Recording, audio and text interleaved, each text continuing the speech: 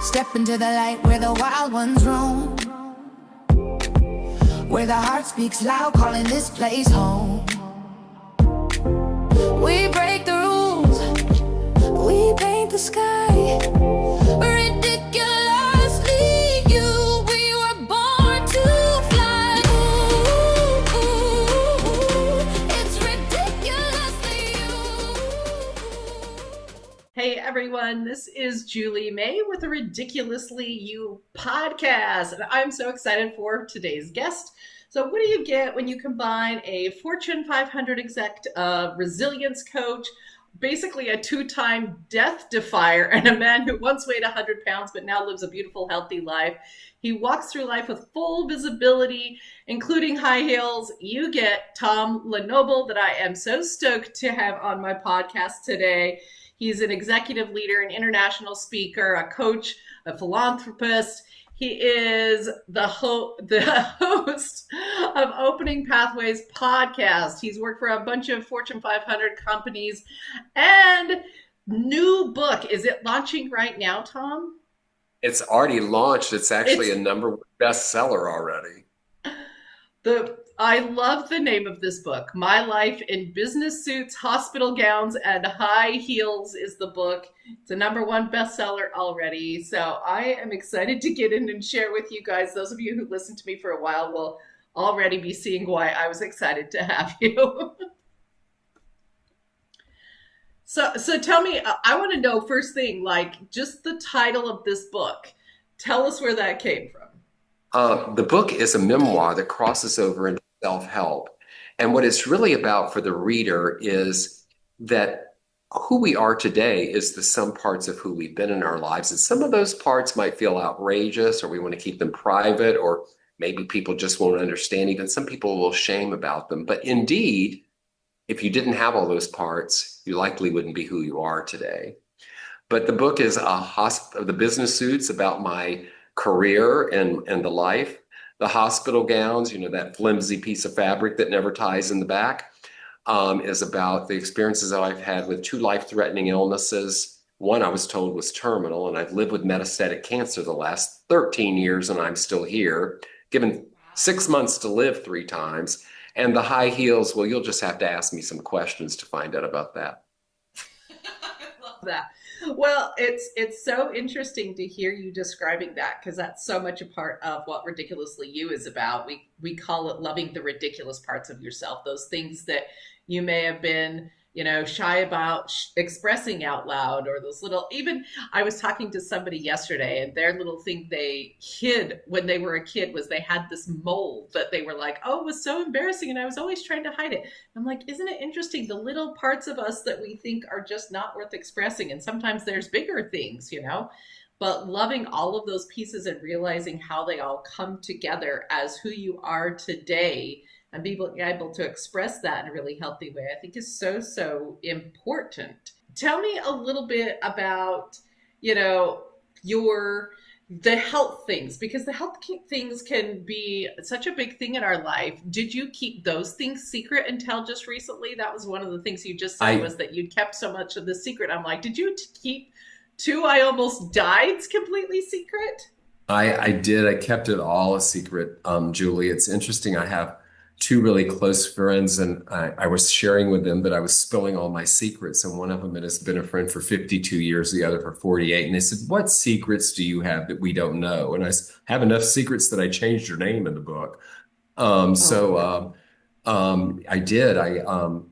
The first one was pretty tragic, and I was on a fast track at a company called MCI. And it was one of the hardest things that ever happened. I found out I was sick, and I went right back to work, and finally the doctor said, you're going to die, and probably within 6 months. Do you want to die at your desk or enjoying something? So I had to go on disability. Really, really hard to do. And and then I was out on disability for probably 6 years.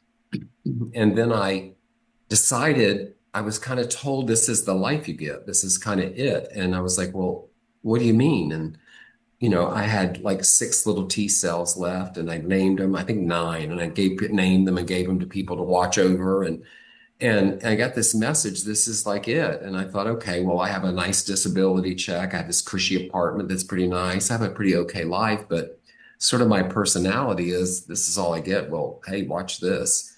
So I decided to go back to work on my own. And they said, you're just going to kill you. The disability company gave me an extra year to fall back on. Well, I decided to get a job in the .com craze at an internet company. And while I was out, I missed the whole internet revolution and I accepted a job at an internet company.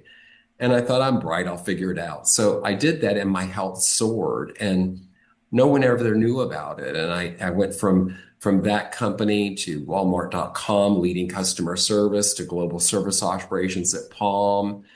Got a phone call at my desk one day from a recruiter at a little company called Facebook and told him I didn't know what Facebook was. So I said, I'm working my dream job, traveling around the world. Thank you and goodbye. And a guy called me and said, I referred you to Facebook. You didn't even talk to him. I said, what the heck is Facebook? You know? And so I re-engaged and I interviewed with Mark Zuckerberg when he was 19, which is a great story. But I Oh eventually my went there goodness. and working for them. I was the oldest person there. Everybody was young enough to be my child. I was sick the whole time. And then I left there and went on with my career to do other things and eventually got cancer. And I just kept on. I didn't let it define me. I didn't let it I both of these illnesses, I sort of said to them, if you want to come join the party, great. But if you think you're going to take me out, you've got the fight of your life. And off we went. And so yeah, I've kept it a secret. So there are people that are going to read the book and go, wow, didn't know that was going on. Wow. So what was your reasoning behind keeping something that big a secret? I think back then we as we get older, one of the great things about this book is it's been quite liberating because I have no secrets anymore. But I think in the era that I worked, I had this concern about, well, are they going to judge me for it? Mm, Are they going to think I can't do the job because of it? Am I even going to get the job if I disclose it? And so I think all these structures of knowing we sometimes have in life about things, some of them very, very true. And let's face it, my first illness that I still have for the last 36 years is HIV, and I had full-blown AIDS right out of the gate. Well, back then, people aren't going to let you work for them if they know you have HIV AIDS. Certainly when I got to California, that loosened up a bit, but that doesn't take away the norms of what happens in society about these things. And so I think it probably, to answer your question, was my own fear, maybe even a little shame, maybe even a little bit, I need to keep this private so I don't have anyone thinking I need anything special to be able to do my job. I have pretty high-powered jobs, pretty executive yeah. level jobs. Yeah, yeah. And if you're applying for these high level jobs and you're like, and by the way, I have HIV and cancer, it that does become something that, they may have looked at in that way. Did you ever have to like leave for treatments and do, chemo and stuff like that? How did you handle things like that? Yeah, I tell you, I've been radiated enough that I glow in the dark. Like I could be your nightlight. I could just put me in a corner and I'll glow for you and you'll find your way around the room. I never did chemo. I made a decision to never do chemo against many odds. In fact, it took me 12 oncologists to finally have one, which was the original, realize this guy's really not going to do chemo. But I did a lot of treatment and um, I would take time away from it or it'd be between my positions that I would deal with it. Whatever it was, I tried really hard not to let it impact me. And then at one point, when I decided I fell in love and got married and traveled the world, I had stepped back some from work and semi kind of, I would call it retired, but semi kind of stepped back from it and decided that I had more wisdom to share and more things to come back and do, which is what I'm doing now and how I recreated the Tom LeNoble brand and working at the academy, the coaching academy. And a lot of the cancer part happened during that time after I got married. If you can imagine, I got married and then got metastatic cancer, like, Wow. but so that was quite a journey, but I still did consulting. I still did stuff with my business. during those times. It's funny. I remember saying, whatever you do, universe, just let this up here be normal, right? I can hide whatever else you've done to me. Just let me look normal here. And, sometimes when we ask for what we want, and I'm a big believer in manifestation, we ask what we want and we're willing to get out of the way of how it looks and the time, we often get what it is we're trying to manifest if we can do those things. So I think on some level, I manifested that from here up, I always looked pretty good. Even today, I can go into a new doctor's office, and when I walk in, they'll say, "Where's the patient?" And I Yeah. go, "I'm the patient," because I don't match what's on the piece of paper. Yeah. So, what do you think your keys to being able to do that are? You've had these two really hard things, along with, you used to be a man who was 300 pounds. What has been being healthy and getting back to a place of strength looked like for you? Because you did things not necessarily conventionally. If people are telling you to do, you have to do chemo, you have to stop work, you have to do these things. How did you find what works for Yeah, you and yeah. what does work for you? Well, the 300 pounds, I was really young, and that's kind of a separate adventure that was quite an adventure. But with the health things, early on, I created something called a healing wheel. And if you could imagine a wheel with spokes, and the spokes were my doctors, acupuncture, massage, chiropractic, Eastern medicine, whatever it was. But I was in the center, and I always said, I am in charge. Mm. And that worked really well for me. And in fact, my oncologist today calls me a clinical trial of one, because whatever they ask me to do, I take that in and I decide how I'm going to do it. I don't advocate this for everyone, but it's clearly worked for me. But I get asked this question a lot, and there's a few things I'll say. One, I have access to great medical care. I have had insurance. I'm white. I I have privilege to be able to get treatment. But there's one thing that is underneath it all that's a foundation for the answer to your question, and it's this: I believed I could. Mm. So I like this idea of this wheel that you created for health, because I'm like, couldn't that concept be applied to so many other areas of our life? Because I think of people at a job and they think it's, I'm going to go do this job and whatever they tell me to do, that's what I have to do, and this is the amount of pay I get, and it's not a very empowering position to be in. But what if we could take like that concept of, you know, there's all of this information coming in, but I am the mastery and I'm the one who decides how I'm going to move forward. Wouldn't that be like a cool way to like see things in other areas of your life? Can you share with me I, a little bit more about I, how that's been for you I, in I other areas of love your life? this. I love this because when I got cancer, I thought about how am I going to approach this?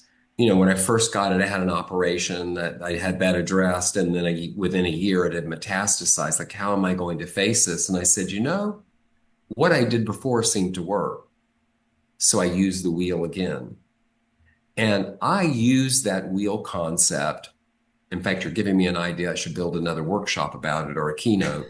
I use that wheel in a number of things. I think your idea about a job is for us to remember that being whole and complete in our lives while we're doing these other things are really important. That if the job is the center of our universe, we're not probably feeding ourselves, whether it be spiritually, religiously, healthy food, whatever it may be, because we're giving too much.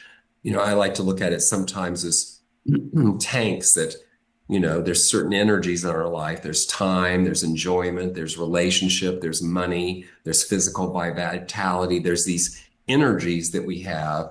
And if we're not balancing and filling tanks appropriately, one getting depleted can bring the other ones down. So this whole wheel and this tank concept, I think, are really transferable and really important on how we look at things. I mean, if you think about it, you don't build a house without a blueprint. Yeah, for sure. You don't build a house without a foundation. You don't, there's so many things when you look at it this way, that having this some sort of foundation that you're moving from, whatever that is that speaks to you, is really, really important about how successful you're going to be and how you can manage all the things that go on in one's life today. Yeah, and taking like the architecture example, to me, it's like, did I go into a housing neighborhood that was cookie cutter and I just went in and bought a house and got what I was given? Or did I sit and have conversations with the architect and we brainstormed together and I said, this is how much I want to spend and this is the ideas and this is the feeling, and we created something together? Because that feels a lot more empowering and a lot more like me being part of the creation of my life. I'm big about me being part of the creation of my life and how each one of us can do that. And I'm like, I think that could be, a part of how we view everything. I'm going to give you a metaphor that I love we're talking about. I was traveling in a foreign country and I came across this building, this tall high-rise building, and all the plumbing was on the outside of the building. Now think about that. That's What you saw wild. was a building with all the plumbing on the outside. So I had to know the story. So as I inquired about the story, what had happened is they had many contractors working on the building. They built the building. And what we're talking about, the wheel or the plan, the person or company that was supposed to be doing that wasn't in place. So the building got built, all these parts of the building got done without the plumbing. So Oh they my had to goodness. literally retrofit the plumbing. Well, eventually, here's the story. They had to tear down the building because, first of all, it's not very attractive. It's really not functional. They were trying to make it work. But it's back to what we're talking about. If there's not some anchor, some foundation. Same thing if you build a house, you don't have a good foundation, you can put all the walls up, but a good wind comes along, they're just going to blow down, right? So it's how do we have these foundations in our lives that we can foot back to when the inevitable storms of life come along. In my book, right when you open it, there's a quote by Maya Angelou: every storm runs out of rain. Because we know that the storms in life, just like the storm outside your window, the rain can be pounding, the lightning and thunder. On the other side of it, the sun is shining. This is not dissimilar from the storms in our life. We just need to get through the storm. And what I love to ask people is, after a storm and the ground's wet, it's fertile for planting. When the storms of your life pass and the ground's fertile, what are you going to plant? Mm. I love that question. It is true that right after those storms, like there's changes that happen within us that create this idea. Sometimes those storms close old doors that we didn't know needed to be closed. I always say, like, sometimes, you take a new path because you get the intuition and you decide to take it, and sometimes you stay in a situation that doesn't work for so long you get forced out. One of them's an easier path and one of them's a little bit harder, but it still helps you get into alignment, right?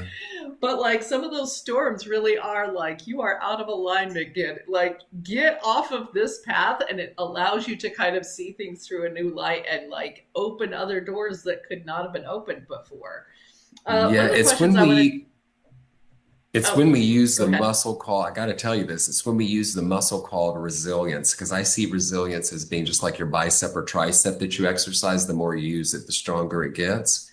And just what you're talking about, to me, resilience just isn't about getting back up. It's about how I grow from it. What do I do with it? Because you see, in life, there's something I call terrible gifts. Mm, What's a terrible gift? We are all going to have a moment in life, whether we lose somebody we love, a relationship ends, a pet dies, we get sick. Whatever it is, they're terrible. They're nothing we would want happen in life. What I know to be true is whether it's a week, a month, a year, or 10 years, there will be some gift out of it. I that's recently right. had a woman on my podcast who was an Olympiad, an athletic person who skied everything you can think of. She went in for a very simple operation, got MRSA, had to have her leg cut off. Mm, She's in a wheelchair, at best a walking stick or cane. Life has changed. Terrible, terrible. Nobody would sign up for it.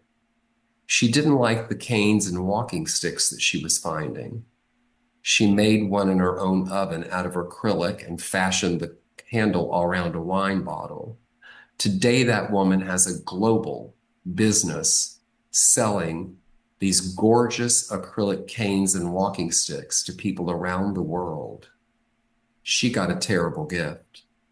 Things happen in life. I find so many of my clients live in the past. There are no do-overs. There are no rewind buttons. There's no thing on your app that says go back 10 seconds. The past, unless we can learn from it, is done. And while we're hanging out there, we're missing what's happening in the present. So what she did is took her present situation and what can I do with it? And look what happened for her. Mm. What do you think the last terrible gift you were given was, and what have you been doing with it since then? You know, the last terrible gift I got, and you'll be the first person I've talked to about this, is I went through a really bitter divorce after a very long marriage. And the interesting gift from that terrible experience is I am having the time of my life. I have a thriving business. I'm the CEO of a coaching academy that's been around for 26 years. I have a best-selling book. I'm on your podcast, many others, all these things that are going on in my life. And while I was in that relationship, I was much more reclusive and not who Tom is. It was a terrible experience. By going through something really difficult to end it, I've gotten a really great gift. Mm. Thank you for sharing that with us. Those endings to long relationships can be really hard. My listeners know that I ended a 23-year marriage earlier this year, and it can be, I mean, pretty freaking difficult there, but like within it, the most massive gifts. I want to talk more about your book because that is out and becoming so successful. Can we go to the high heels, Tom? We Tell me, can. I We want can. to hear about the high heels. Julie, I'm going to tell you because if you read the book, you're going to find out anyway. So, um, I have another persona, and um, many years ago, I graduated from high school. I think it was on June 9th, and by June 12th, I was at school. Let's just say I was ready to get out of town. Hmm. And what happened also is I ended up coming out because I went to my first gay bar. And I was in a small town where everybody went to the same gay bar. Back then, it was very separate. Women went to women's bars, men to men's, and life went on in all these different genres, or as RuPaul would say, forms of drag. People had their own place. Well, there was only one place, so we were all together. And I walked in, and I remember the first time I walked in, and I was like, "Oh my God," and there was somebody performing on stage, and I remember saying out loud to the people that were around me that, "My God, that's the most beautiful woman I've ever seen." And the person said to me, "You know, that's a man." And I'm like, "No, I don't believe it." Long story short, I ended up in my first relationship there. And then some buddies of mine, one guy that I grew up with and another really dear friend, they were having a talent show. And likely after a few beers, we decided, let's be in this talent show. And I was a theater kid. And so the talent show, which was a huge success, ended up, I remember thinking I'm back on the stage and maybe I could even make some extra money doing this. And boy, I love the applause again. You know, this was really great. Yeah. Well, it turned out what I did that night was I was a drag queen. And what ended up happening is I ended up doing 2 shows a night, 4 nights a week in pageants, traveling around and doing all sorts of things for a few years. And so this alternate personality, we'll call it, named Rita, is what the high heels part about. But in the book, what it's sharing is the lessons about what we get from these parts of our life that we may want to keep secret or hide or feel shameful or they're outrageous. And that we'll just say the metaphor of strutting in heels and standing tall and wearing clothes that make us feel good and stand out, have their merit and do great things for us. And so in the book, you get to learn about what happened in those parts of my life and where Rita has shown up a few times since then. And it's part of the story that you get to learn in my life in business suits, hospital gowns, and high heels. Can you share with us one strength that Rita gave you throughout the rest of your life? Yes.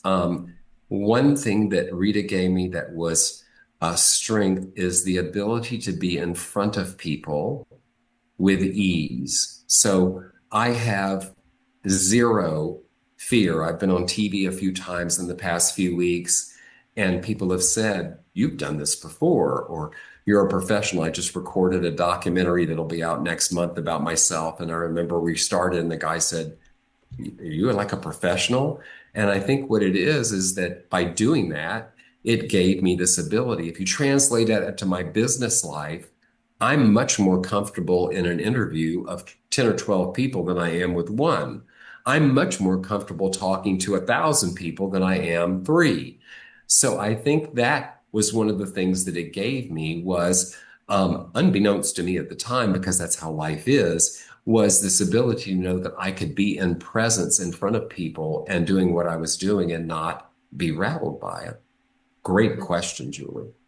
Oh, thank you. I'm like, I can't wait to get your book. I'm going to share with you guys who are listening right now how to get it. I'm going to get off this and order me a copy right away. Because I'm like, I have a feeling I am really going to like this. I was a theater kid growing up too. And so there's so much I learned about life in general and being a business person from my theater experience. It's Yeah. one of those things that when I started speaking on stages and doing a lot of like motivational speaking or even selling from stage, those kinds of things, I was like, all right, I'm pretty comfortable on stage. I know how to show up here. I know how to do a lot of this. And it is a little bit different though, because when I speak on stage now, one of the things that I notice is different for me at any rate. When I was doing theater as a kid, I actually did theater up until like 2018. I did shows, but there's like a fourth wall concept where you kind of pretend that there's like an imaginary screen in front of you when you're doing musical theater or dramatic theater. It doesn't really matter, but like you kind of pretend there's this screen and you don't really make eye contact with the audience. You're a different character and you're doing that.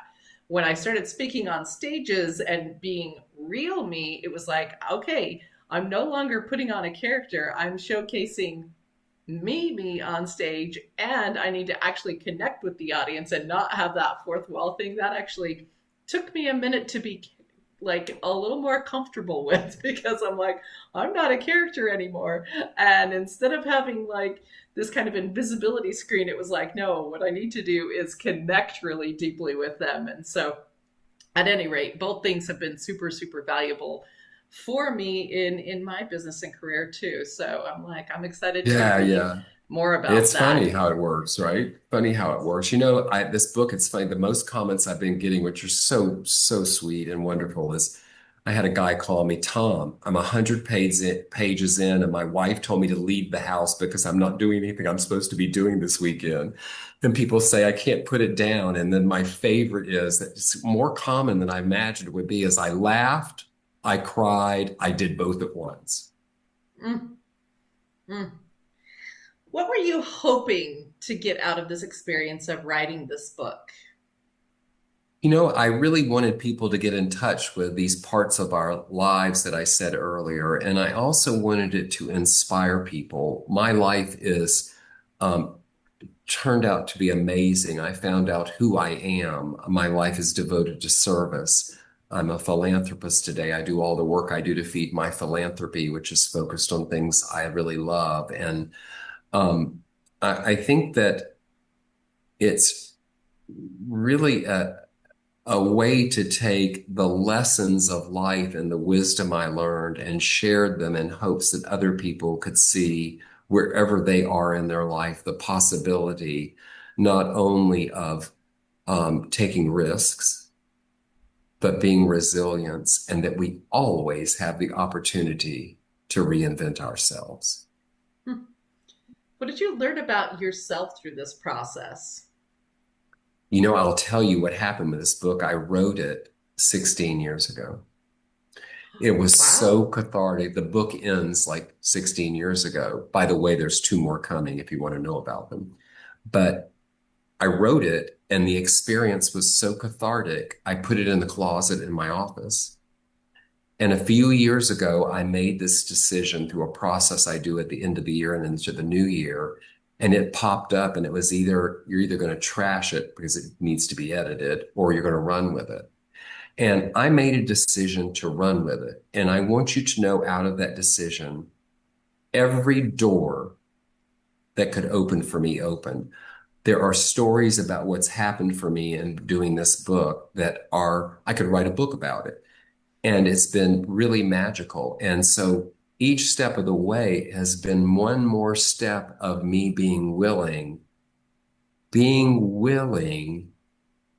not to keep all these things private inside. And moreover, how can they be of service to others?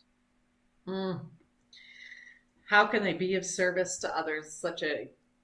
That's like the point of a lot of what I do as you as a philanthropist. I'm sure it's a point of a lot of what you do too. But I think it's just so interesting that it had been sitting in your closet for so long and then became the big decision of what am I going to do with it? Can you just give us a quick little snippet on how you make those kinds of decisions? Because I know so many people out there that, they get decision overwhelmed or they don't know how to make these decisions in a way that feels grounded and safe and like I'm doing this. It's like, here's 5,000 things and I've made lists 10 times and I've asked everyone else their Yeah. opinions and they kind of I, get into I, frantic land. yeah, I'd love to share with you how these things happened for me. I've had this process I've been doing for over 35 years, and other people do what I'm going to say. I do it in my own way, but and it's getting ready to kick in as we move into December. How are we in December?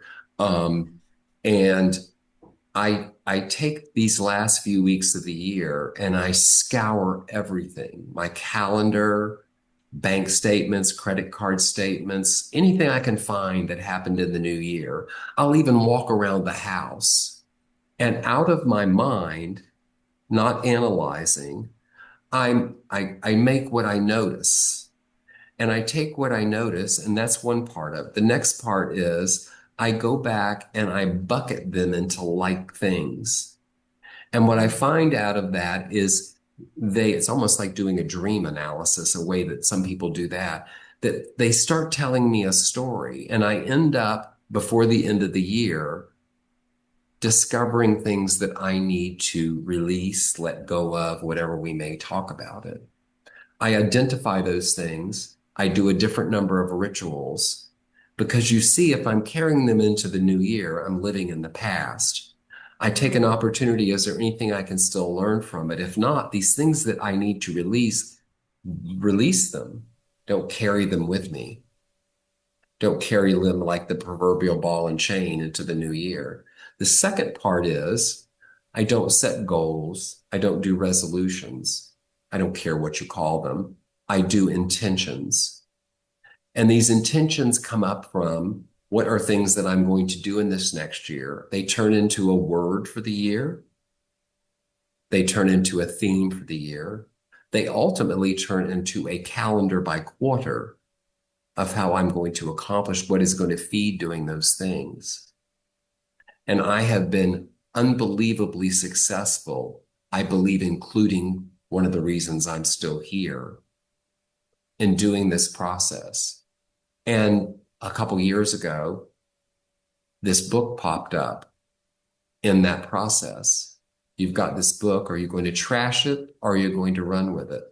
And through that process, I made the decision to run with it. And here we are today. You know what the result was. What a timely message. And I do find it really interesting that, like you said, a lot of other people use a similar method. But the things that I find different about what you're doing is the releasing of so many things before you kind of get to the first of the year so that you're not carrying this baggage of things that are in out of alignment with you before you start into an intention. But that's the piece that I find very common throughout really successful people is this idea of I actually don't think I've ever interviewed anyone who is highly successful that says, I start with a New Year's resolution, I have a hard set goal, and it looks like this. Everyone that I feel like is successful in the land of both finances and spirituality and kind of this groundedness does this idea of I have an intention, I have this alignment piece where that I'm trying to get to the most like I that's the word I use is aligned. I always say I have right here, right now, and I'm going to make the most aligned decisions and the most, intentional pieces that I can right in this moment because that's the piece I have control over. That's what's real is right here, right now. It Past is. stories and future isn't there yet. Like I get to talk to Tom right here, right now, and it feels perfectly in alignment with what I want Yeah. right here, right now. And what a Yeah. beautiful Right thing, here, right? right now. Yeah, right here, right now is where the magic is. If we're not here right now, I love to say you might miss a butterfly or whatever it is you enjoy seeing. And too far in the future, and other than the things we have to keep up with, you're kind of, betting on things. If you're in the past, you're really wasting your time unless there's something to learn. I like to say, I got up today. Some people didn't. What am I going to do with this day? What am I going to do with right now when I get to be with Julie? What is that experience going to be like? I coach a lot of people, and it brings up for me the art, I call it the art of listening, where we listen in the past or the future. Let me describe what that means. While I'm listening to someone, many people are formulating in their head one of two things: what that meant to me in the past, or how am I going to respond the future? They're not trusting themselves to stay present and have a response or whatever the reason is. Here's the kicker. You miss what's being said, and what people don't realize is the person listening that thinks you're listening knows you're not listening. And most importantly, you're going to miss out on something. Like if my mind right now is preoccupied with the things I need to do later or what I didn't get done earlier in the day, how am I going to be present and have my experience that I've been looking forward to and couldn't wait for with Julie? Yeah. So, one of the things I want to say about that, because we're getting close to our time, is to all of those listeners who are thinking, yeah, but it's not as easy as that. Like, you don't understand. I've got like ADHD brain and I have this, and it's so hard to concentrate on one thing at a time and be present. There are practices you can do, there are things that you can do to help do that better. And Tom LeNoble has some great resources for that. He's got a coaching academy. He's got his book that's going to help you. He's got so many resources to help you do some of these things he talked about today. I'm hoping we have time for a quick lightning round, and then I'm going to share with you more about how you can connect with Tom. Is that okay with you? I'm ready. Okay. When was the last time you laughed at your own ridiculousness? Oh my gosh, I laughed at it on Thanksgiving. I did this thing for Thanksgiving. I'm never here. So I decided I'm going to do this thing where I'm going to bring people together that would never sit at the same table. Oh, how fun. So I brought a group of people together that literally would have never been in the same room each other. And what I got out of it was it affirmed for me what I already knew: we're all far more the same than we're different. But I had to laugh at myself because I, in my mind, needed to make sure that there was enough food. And after it was over, I realized I have like enough food to feed the neighborhood. I mean, literally to feed the neighborhood because I got so into it. And so it became really comical to me. It was really, I had to laugh because over the next few days, anybody I saw, I'm giving them. Yesterday, I gave somebody a pie because we never got to the pie. And I've been trying to eat on this food until I finally I think it's probably a little late to eat this food. But so I had a good laugh at myself of when I'm usually really, really organized about what did you do here that you had all this food? And so it actually was a really good laugh about how that happens and what went on. And sometimes laughing at ourselves is simple as I led this workshop the other day, and you get in that monkey mind where you we all do it, where whatever we want to call it, where it's like, oh, is it going to go okay? Yeah, yeah, yeah, yeah. I've done it before. It's a great group of people. It was wonderful. I had to laugh at myself because I could go to the other place of being critical of myself for allowing it to happen. Haven't you learned the lesson about that? Haven't you da da da da? I could go to that place, doesn't serve us. Instead, I was amused that I still every now and then need to remember how important it is not to do that, that it doesn't serve me. I love the amused. I like to get into the world of curiosity over those things. I like that word. Okay, tell me one item in your closet that makes you feel powerful. You talked about being powerful in your heels. What's one thing in your closet now that makes you feel powerful? Wow, that's a good one, Julie. I think that I have something in my closet. I've never told this story. I have a friend who is 98 this year, and wasn't in a relationship for like 35 years. And one day, a Ken doll came in the mail from her. And I'm like, why is she sending me a Ken doll? Am I supposed to remember something that we talked about in the past? I'm like, why do I have a Ken doll from this woman? And so I finally asked her one day, said, Jane, I sent her a thank you note, everything. Jane, why do I have this Kindle? And she said, well, I do this every now and with people. We'll just call it a talisman. I can't understand why you, someone with everything you've got to give, is in a relationship. So it's just there to bring you the energy to bring you your kin, so to speak. So I'm thinking about it going, okay. And she goes, all I ask is whatever happens, you pass it on. Okay. Well, I want you to know I took the Ken doll and put it in the closet.